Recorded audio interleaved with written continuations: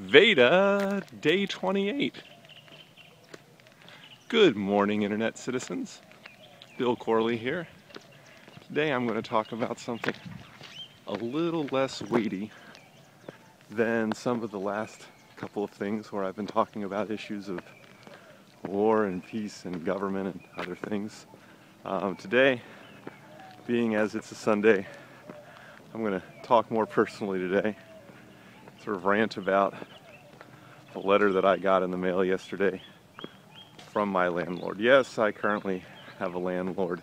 When we moved down here 2 years ago, wasn't quite sure what the best thing to do was, and we kind of took a bath selling the house in Massachusetts and really wanted to recover from that, build up a down payment fund again. And so we came down here. We rented a house in a decent neighborhood, and so we're coming up on the second anniversary of that lease now in July. And for the second year in a row, they want to raise the rent by $600 over the course of the year.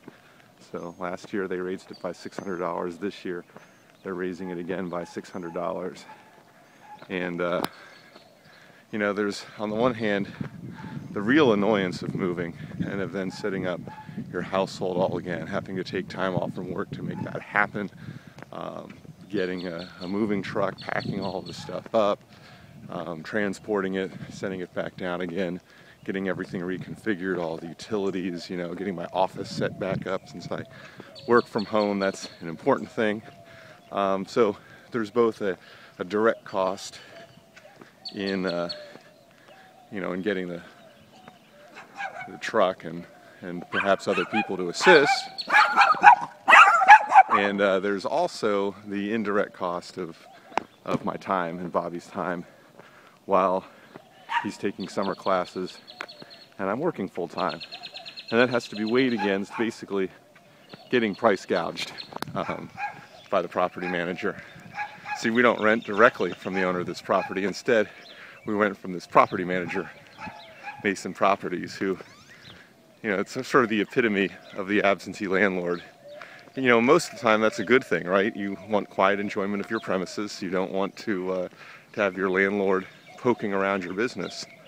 On the other hand, they're supposed to do the yard and have hired someone to do that. And yeah, someone comes by every 2 weeks and does a quick mow and edge. But I can tell you in 2 years, a rake has never touched this property, nor has a blower ever been used. And so basically all the grass is dying because it's covered in leaves all the time.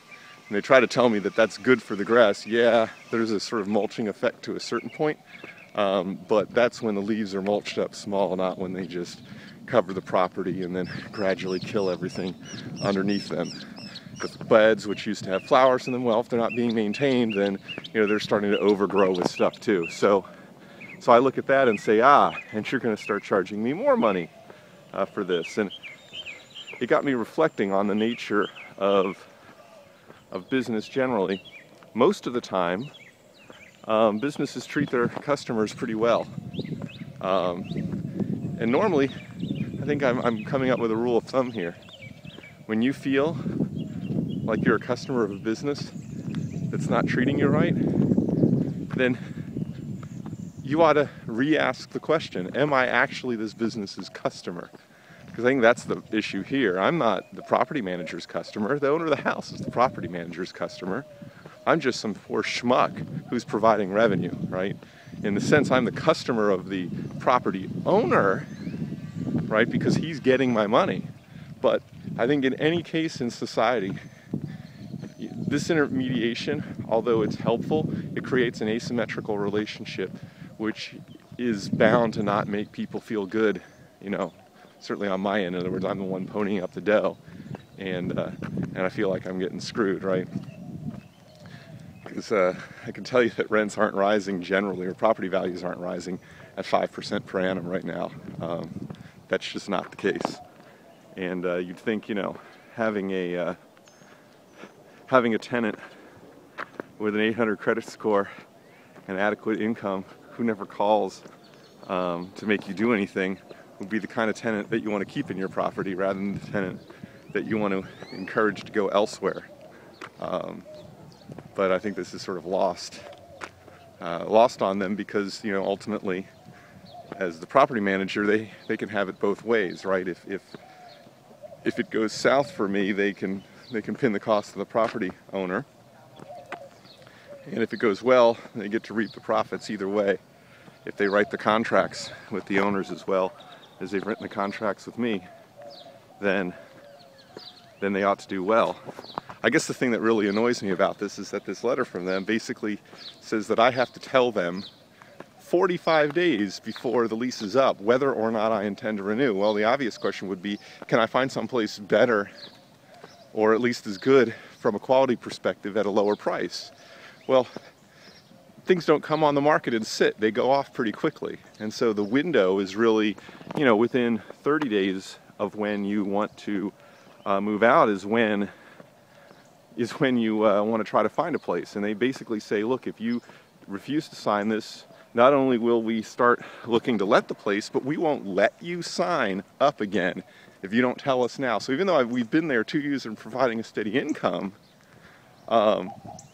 you'd think that they would set it up to have right of first refusal. In other words, you know, we're not sure, but let people look, and if you get an offer, okay, well then we're going to have to decide right then. I get that, you know, you can't, someone has put in a legitimate bid to rent the property, then you can't sit around and wait for us to make a decision on that. You have to sort of go or not go. But it seems like a more reasonable thing would be to say, okay, at that moment when there's another bid on the property, then you have to either sign up a lease or you know, prepare to move your stuff out.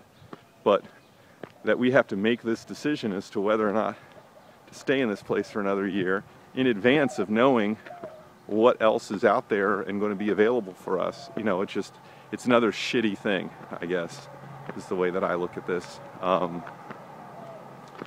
That said, I'm torn about buying, you know, for reasons that folks who have been watching this would understand. The market is screwed up in housing right now. It's screwed up because, on the one hand, interest rates are at historic lows. On the other hand, I think that property values, even in a place like Austin that didn't see, you know, the huge boom that some other areas did, are still overvalued. I think the prices are too high. They're too high still because there's all of these properties sort of sitting in that bank foreclosure limbo land, and at the rate that the Federal Reserve continues to purchase mortgage-backed securities, the prices have been artificially inflated.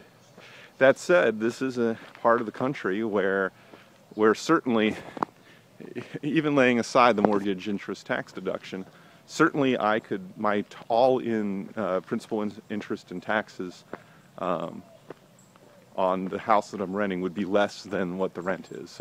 So even before you take into account the tax situation, there's no way that the house that I'm in could be sold for more than $140,000, let's just say. So if you put $28,000 down, that would leave you with a mortgage of $112,000, and you know, we could probably get whatever the lowest prime rate is, having a prime credit score and a debt ratio of 0. So therefore, it would be pretty easy to get into this place. But then, okay, you've tied up $28,000 of your capital, and now you're sort of anchored to the particular property.